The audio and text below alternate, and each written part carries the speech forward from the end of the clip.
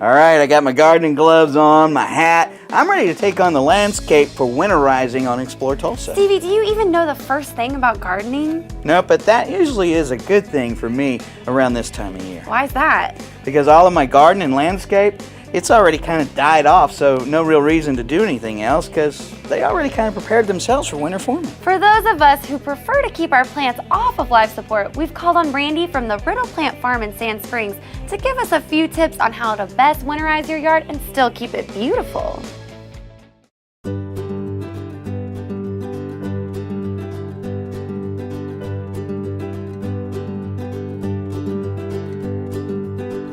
Actually, Dan was brought into it from his grandfather and his father.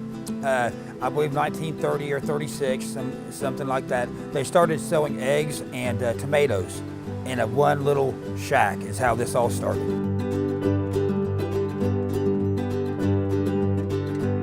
There's 18 greenhouses here on the site, and we do everything from growing fruits, vegetables, to annuals, to everything. Locally, right here from a seed, we germinate everything, transplant it several times, and then move it out for sale.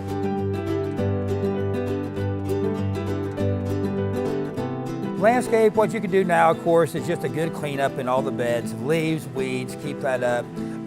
Any of your trimming you want to do around December or January, your crepe myrtles and your roses especially, any tree trimming you want to do in that time. It's the most dormant time.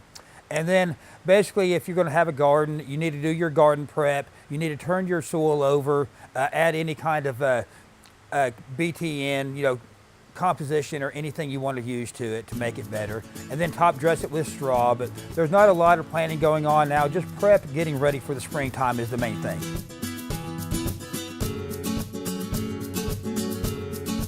The only thing you can really plant at this time is that some people still put pansies in this late.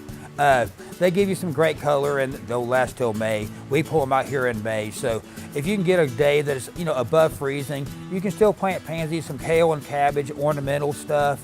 It has to be just real hardy if you do any planting at this time. Of course, we've had a pretty mild winter so far, so you're still able to pull this off. People want to do some last minute Christmas preparations. You can still do it if you'll get on it.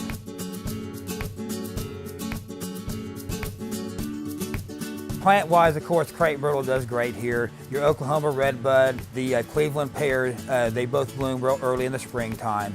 Landscaping needs, a lot of people still have drainage issues, whether it's French drains, retaining walls, koi ponds, flagstone patios. We can do everything from a simple cleanup job to a complete overhaul landscaping design.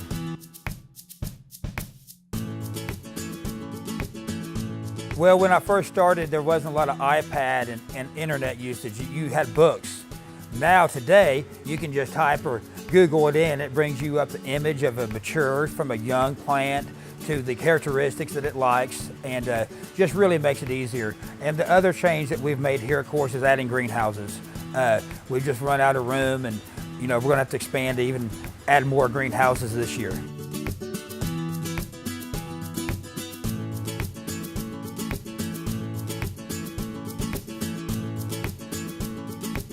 I started, you asked how long I've been here, 10 years.